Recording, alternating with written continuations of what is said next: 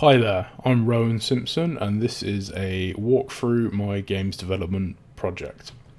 I'm just going to be talking about what I did, how I did it, and what my goals were during this project. So we'll start with that. The initial idea for this project was I wanted to create a large playable monster character, like the one you see walking around right now. But I wanted to implement engines as well as technical animation. So every single animation you see here was recorded via motion capture, and then that was cleaned up inside of Motion Builder and then placed into Unreal. One of the things I was aiming for on the engines and technical side of this, I wanted a physics interaction. So I wanted, if you can see, there's a lot of barrels and miscellaneous objects around this room.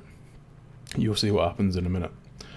I wanted to be able to knock over things, ragdoll enemies, and just have a feel of a sense of scale and power inside of the character. I'll show you one of the systems I made. The attacks, they are each bound to one of his arms, left and right. And depending on the mouse button you press is what you get. So right, and you get a little ragdoll effect, and left, another ragdoll effect. So these were made by creating a collision system that acted as a trigger for these characters here. Now when you hit them, they would ragdoll and basically just splat. They get launched across walls, they hit objects, they bounce off, etc. And I was also able to do this with the environment, like so. You're able to do simple sort of combos. So one press, and then two presses. You can kind of decide what moves you want, or you could hit two people with two different attacks. There's also a sprint attack, and obviously that one has a larger arc. A lot of these were created with animation notifiers, so on that slap there would be a notification saying create a collision input here. I'm going to show one of the favorite attacks. A lot of people really like this one and it did really well with testing. That is the atomic breath that absolutely launches them and sets them on fire and just looks really cool. We'll do it again.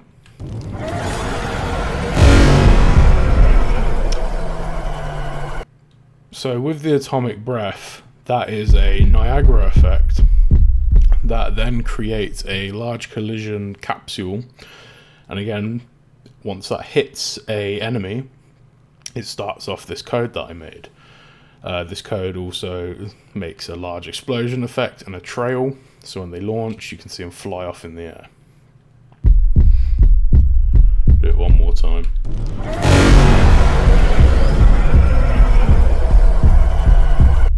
It's pretty cool, right? One of the other things I did was I created a layered bone and blend space system for the attacks, so you can do all attacks while on the run.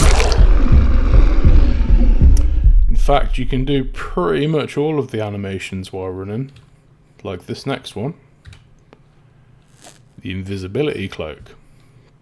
My idea for this, obviously heavily based off the Predator. You will see this come up later on. I've actually got a little sign here telling you. And if you press F, you enter first person mode.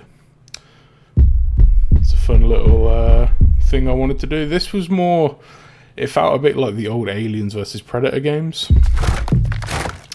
A little spoiler for something that's coming up there. But I just thought it looked really cool. And again, everything works. You can do all the animations along with the active camouflage, which you can do on the run. Again, all made through animation notifiers, sequences, and I had a layered bone system from like the pelvis area, so a lot of the animations can be played on the top. And as you can see, we can climb up walls.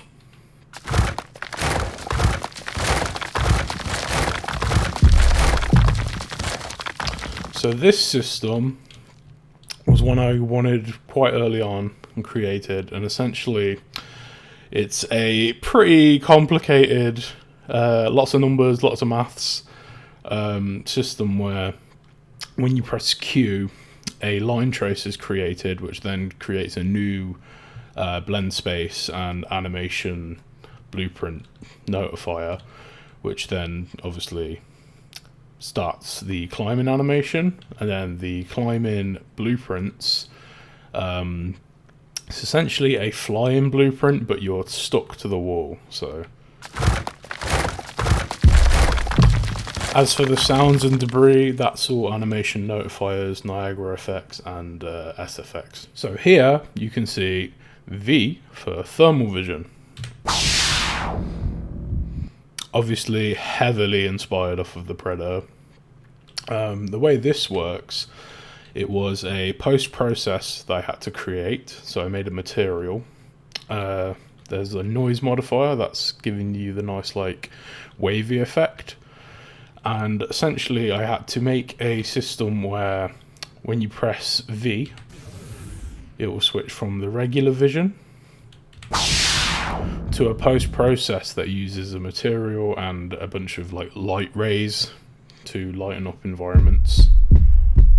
And you can set what is highlighted by adding a checkbox.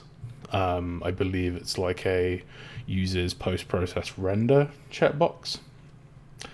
Obviously it works in first person as well, but we don't need these people now.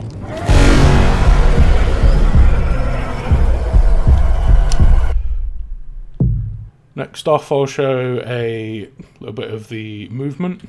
So obviously you've got your walk into your sprint.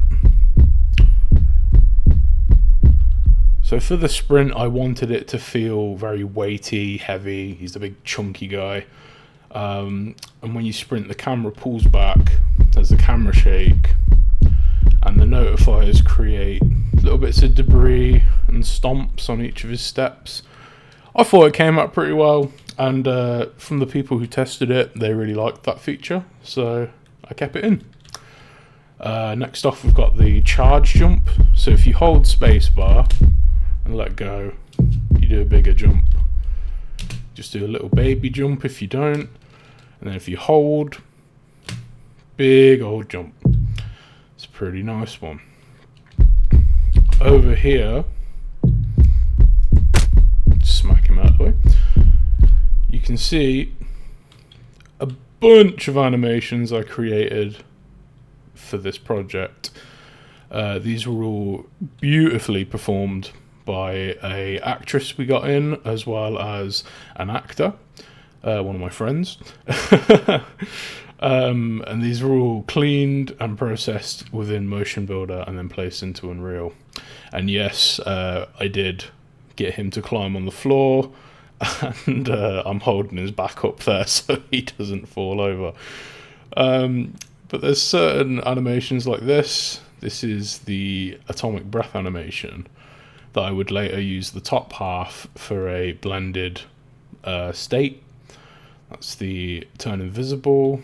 You've got your idles, your walk, your runs, your jumps, your crawl. And where it gets interesting here is the attack animations. See, the attack animations are all at different angles, lefts, rights. You've got your big uppercuts there. And that's because the attack animations on the blended bones kind of work almost as an aim offset, where they can be where they can be tracked to each character that's in front of them, allowing you once again to choose where you want to attack, what angle you want to attack from. But this is a little basic rundown of what I did, and I'll have some cool videos. I'll probably do a nice big explosion at the start to get everyone's attention. But this is just a basic rundown of the mechanics of this character and what he can do. And I hope you enjoyed the video.